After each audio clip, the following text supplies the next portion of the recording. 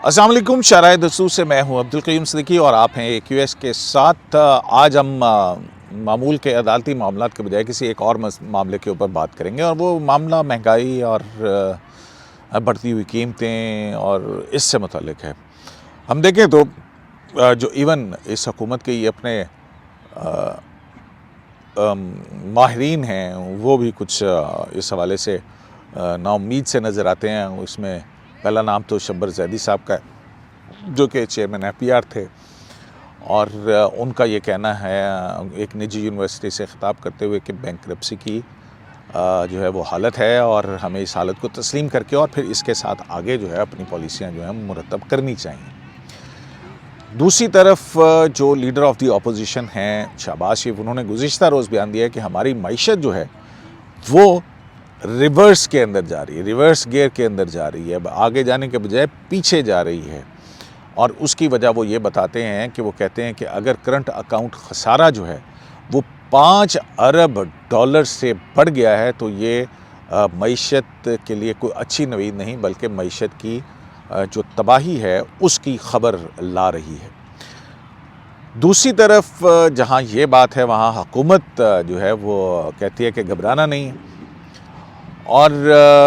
जो आम आदमी की हालत ज़ार है उसको अगर देखा जाए तो जहाँ एक तरफ डॉलर की कीमतें बढ़ रही हैं वहीं जो है वो हुकूमत रोज़मर्रा अशिया के इस्तेमाल की चीज़ें, बिजली, गैस, पानी और नेम एनीथिंग, अद्वियात, खाने पीने की अशिया कि आज मार्केट में एक रेट कुछ और है और अगले दिन कुछ और रेट जो है वो होता है। और हुकूमत अपने जो अखराजात को पूरे करने के हवाले से IMF से मुज़ाकरात करती है और IMF जो है वो शराइत लगाता है और उन शराइत की वजह अभी हाल ही में आपने देखा होगा कि मिनी बजट की बातें जो हैं वो की जा रही हैं। तो मिनी बजट गो के अभी सियासी सूरत हाल के बायस तो मुलतवी कर दिया गया है, लेकिन जो मिनी बजट प्रपोज्ड है उसके तहत 360 अरब रुपए के नए टैक्स यानी कि मज़ीद महंगाई का बोझ जो है वो अवाम पर लादा जाएगा। इसी मामले से जुड़ी हुई एक बड़ी अहम मालूमात जो हैं वो हमारे सामने आई हैं और FBR के हमारे जो ज़राए हैं उनका कहना है कि टैक्स कलेक्शन के लिए पिछली हुकूमत ने एक स्पेशल प्रोसीजर्स जो हैं वो मुरतब किए थे और उनमें एक जो स्टील सेक्टर है, इस स्टील सेक्टर ये क्योंकि स्कैटर्ड था और इस पे टैक्स कलेक्शन एक मुश्किल काम था तो उसको रेगुलराइज करने के लिए और इस शोबे से टैक्स इकट्ठा करने के लिए उन्होंने एक तरीक़ाकार ये इख्तियार किया कि 2017 में उन्होंने कहा कि जो स्टील मेल्टर्स के री रोलिंग मिल्स वगैरह की जो बिजली के बिल हैं इन पर यूनिट 10.5 रुपये सेल्स टैक्स लगाया जाएगा और ये रजीम बनाई उन्होंने और ये चलती रही 2019 तक। और इस टैक्स कलेक्शन के तरीक़ाकार से तकरीबन 34 अरब रुपए का टैक्स जो है वो इस स्टील सेक्टर से इकट्ठा होने लगा। फिर आ जाती है ये मौजूदा हुकूमत और मौजूदा हुकूमत के बाद जो है वो हमाद अज़हर जो है वो वज़ीर ममलकत बराए रेवेन्यू बनते हैं। उस दौर में FBR के अंदर मेंबर पॉलिसी हैं हामिद अतीक साहब। हामिद अतीक साहब जो हैं ये स्पेशल प्रोसीजर्स को ख़त्म करने के हवाले से एक समरी पॉलिसी बना के वज़ीर ममलकत को भेजते हैं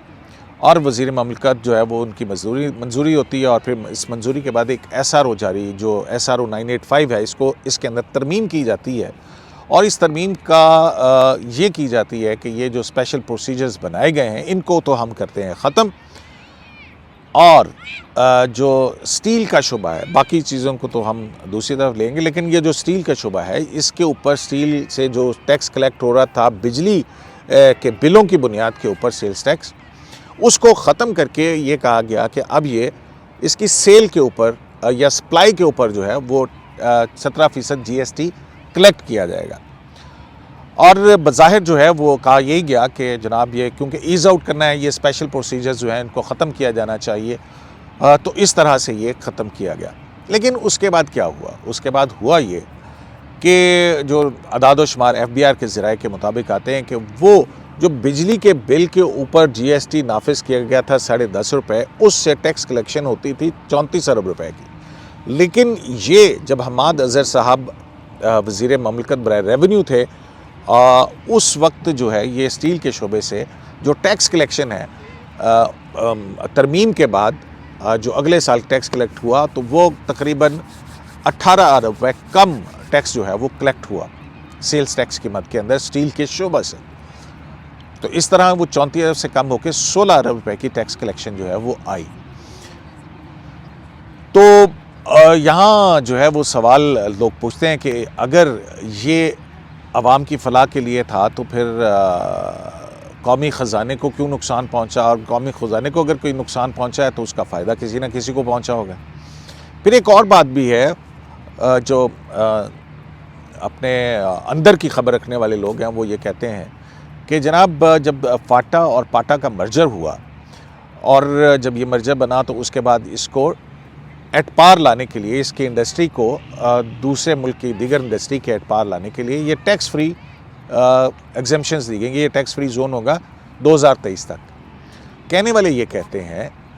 वो कहते हैं कि दरोग बगर्दने रावी कि ये जो स्टील मिल री रोलर्स के बड़े बड़े लोग थे, इन्होंने जाहिर ये किया कि इन्होंने अपने यूनिट्स जो हैं वो वहाँ लगाए हैं, यानी टैक्स फ्री जोन के अंदर। अब टैक्स फ्री जोन के अंदर लगा के और अपनी सप्लाई या प्रोडक्शन जो है वो वहाँ से जाहिर की, जो कि टैक्स फ्री जोन था। असल में प्रोडक्शन जो है वो इस साइड के ऊपर होती थी। अब ये तकरीबन 4-4.5 हज़ार से ज़्यादा री रोलिंग मिले हैं और ये मुख्तलिफ स्टील मिल्स जो हैं वो इस हैं, तो इस तरह से जो है वो टैक्स बचाया गया। दूसरी तरफ जो है वो एक और अहम बात है, ये स्पेशल प्रोसीजर जो ख़त्म किए गए उसमें एडिबल ऑयल, जो कहते हैं कि अक्सर आपने सुना होगा कि इमरान खान साहब कहते हैं कि ये जो हम खाने का तेल इंपोर्ट करते हैं उस एक बहुत बड़ा बिल जो है वो हमें अदा करना पड़ता है इस मद के अंदर। तो इसमें भी जो इसकी इंपोर्ट ड्यूटी थी वो पहले 5% थी, लेकिन उसको कम करके 2% किया गया। और बजाय इसके कि ये ड्यूटी कम होने से घी की कीमतें कम होती, हम ये देखते हैं कि घी की कीमतें पहले कुछ अरसे के दौरान में तो कम रहीं 2-3 माह, और लेकिन फिर उसके बाद जो है वो बावजूद इसके कि ड्यूटी जो है वो 5% से कम करके 2% कर दी गई, कीमतें बढ़ती रहीं और आज आप सबके सामने है। तो फिर एक वही सवाल पैदा होता है कि फ़ायदा तो अगर ड्यूटी कम हुई थी आवाम को होना चाहिए था, लेकिन आवाम को महंगा घी मिल रहा है, और दूसरी तरफ जो है फिर ये जो 5 से 2% करने के दरमियान जो 3% की ड्यूटी कम की गई, इसका फ़ायदा किन बड़ों की जेब में जा रहा। वो कहते हैं कि होता है शब रोज़ तमाशा मेरे आगे। तो ये वो अहम सवालात थे कि अगर ड्यूटी जो है वो या रजीम टैक्स रजीम को मुख्तलिफ किया गया है तो उसका फ़ायदा आवाम को होना चाहिए था। अगर वो फ़ायदा आवाम को नहीं पहुंचा है तो फिर वो फ़ायदा किस को पहुंच रहा है, और अगर कौमी ख़जाने को इन पॉलिसीज़ की वजह से नुकसान हुआ है तो फिर इसका ज़िम्मेदार कौन है।